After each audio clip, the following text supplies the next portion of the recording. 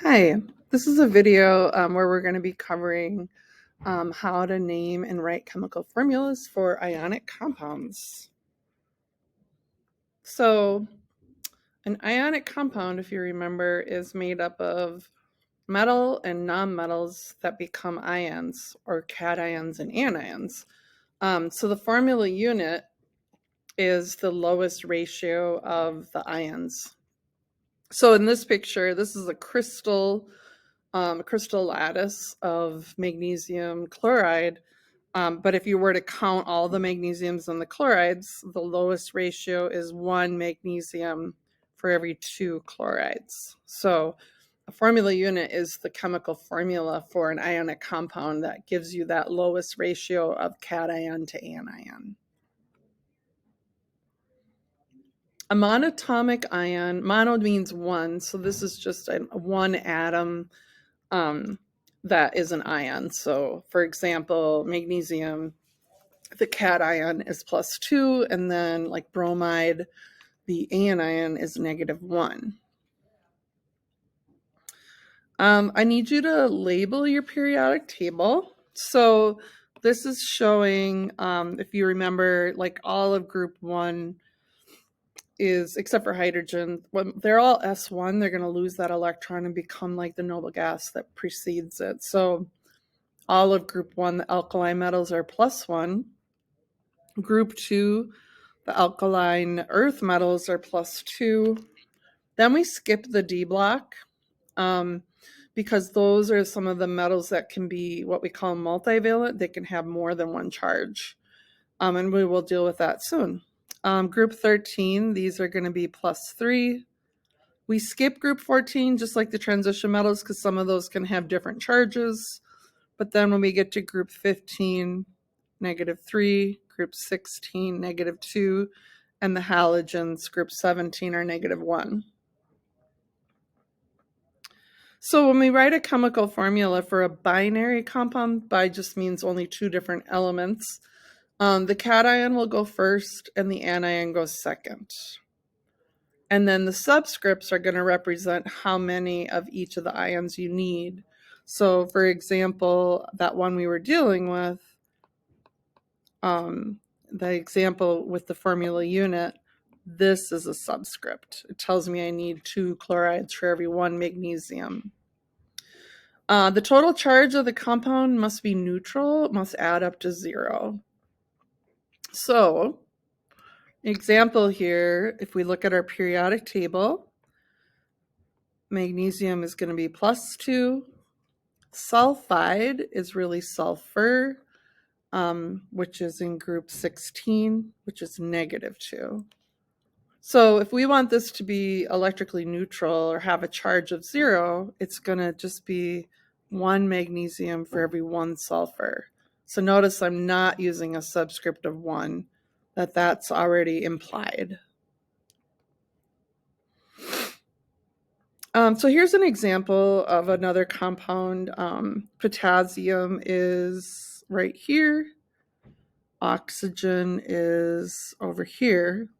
So potassium is plus, the cation goes first, oxygen, the anion goes second. So you can kind of see visually that you're going to need now to have 2 of these for every 1 oxygen for it to be neutral. But I wanted to show you that you can use a trick called the crisscross technique. And when you use that, you take the number, not the charge, and you write it as a subscript for the opposite element.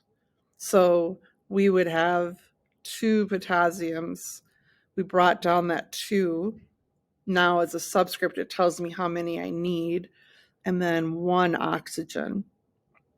So there's an implied 1 and an implied 1 down here. So we don't write the 1.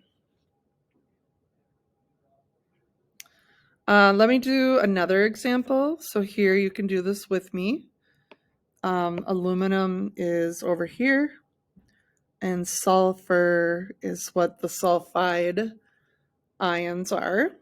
So aluminum is +3, sulfide is -2.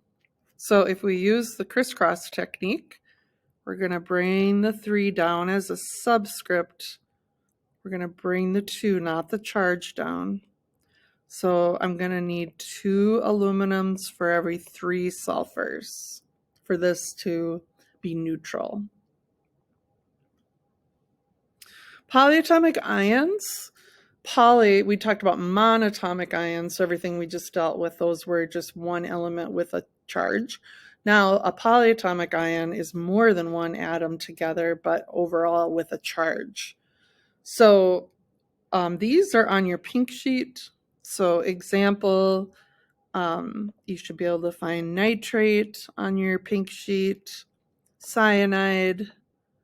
There's a whole bunch of them. So most of the polyatomic ions are oxyanions, and this is just a special case of a polyatomic ion. For one, it's an anion, so it's going to be negative, and it always contains oxygen. So sulfate would be an oxyanion. Nitrate would be an oxyanion. Phosphate would be an oxyanion. So this is the pink sheet, and you can see that we have that one polyatomic cation. These are metals that can have more than one charge. And then these metals here are in the D block. So we don't have a charge written above the column, but they are always +2, +2, +1. And we will deal with these, what we call multivalent metals, in just a second. And so here are the other anions, and you can see that a lot of those are oxyanions. So when we write a formula for a compound that has a polyatomic ion, we want to make sure that we do not, let me show you. I'll just talk through it. So ammonium is NH4, and it's +1. Phosphate, it's on my pink sheet, is PO4, -3. So I can use the crisscross technique. What I wanted to tell you is that we never ever change these subscripts. So the subscripts that are part of what makes it the polyatomic ion never change. But I'm still going to bring this 3 down, and I want to end up with 3 of the ammoniums, and there's an implied 1, which I don't need to write.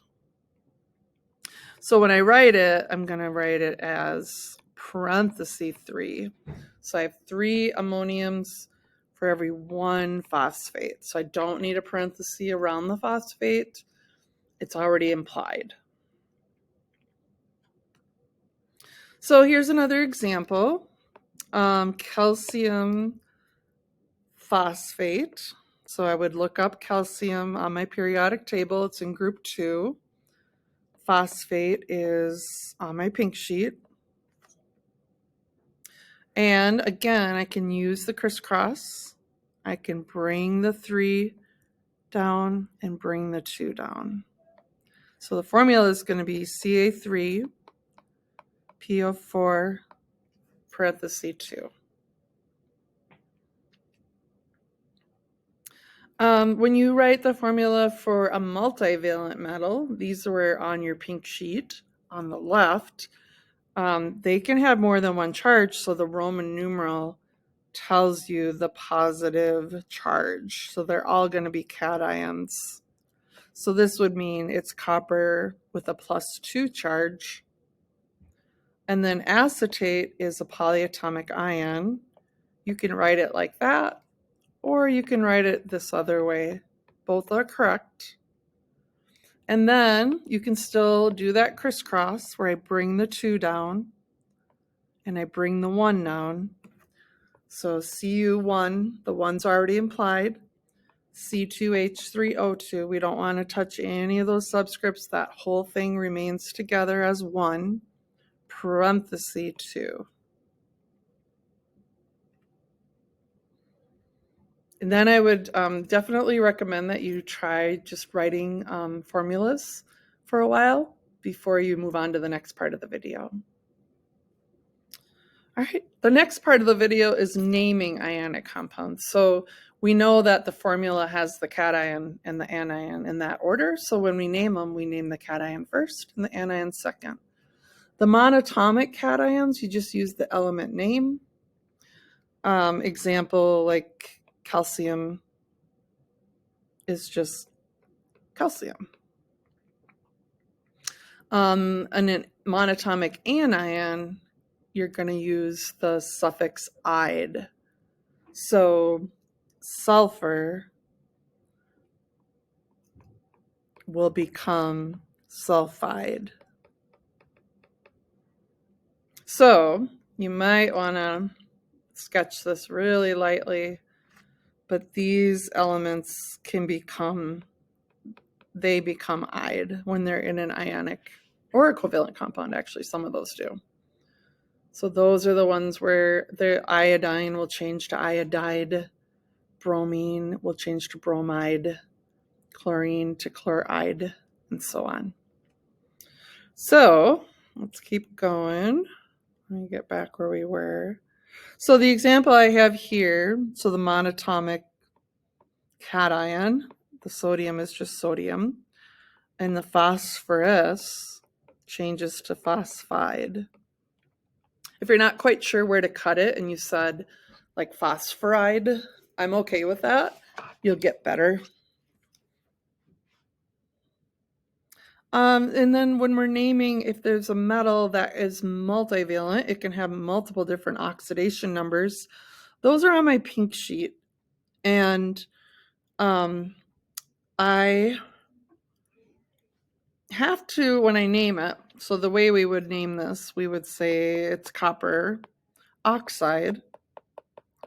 But copper can be +2 or +1. So what I want to do is think about if the oxygen's -2, then what was the charge of the copper? So that I would get that formula here. It had to have been +2 because that would be in a 1-to-1 ratio. So because it's +2, that is the Roman numeral. So it's going to be Roman numeral 2. If it were the copper with a +1 charge, then it would have been copper Roman numeral 1 oxide. When a compound contains a polyatomic ion, we just name it the polyatomic ion exactly how it's written on the pink sheet. So this one is just going to be aluminum. Remember, we don't change the name of the cation. And then acetate. That's just the name of this ion. So these are the kind of thoughts that you should go through when you're doing naming. You want to determine the cation and the anion, and then check if the cation can have more than one oxidation number. That's on our pink sheet. And if it does, then you need to figure out what Roman numeral it needs.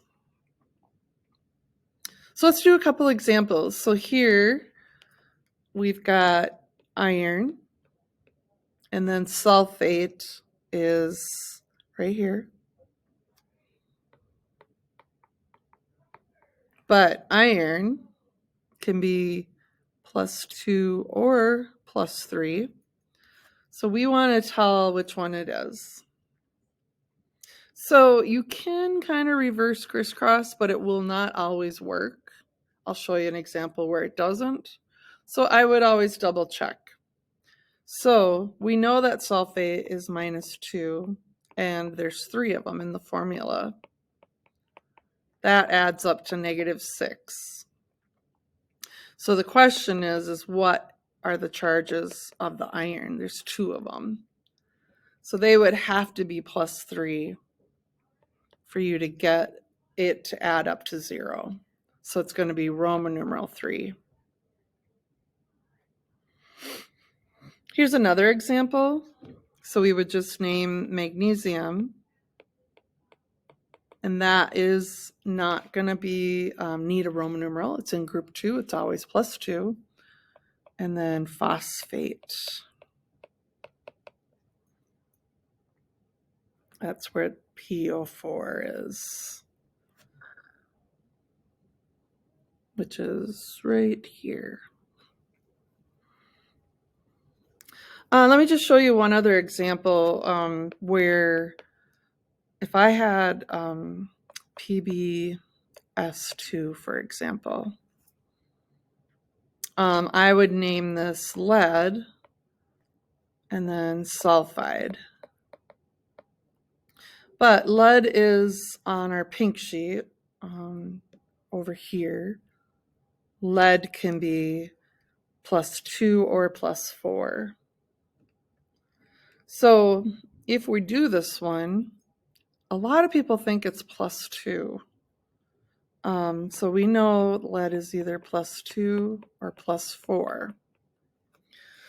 So what I need to do is really think about this formula has 2 sulfide ions that are -2, and only 1 lead.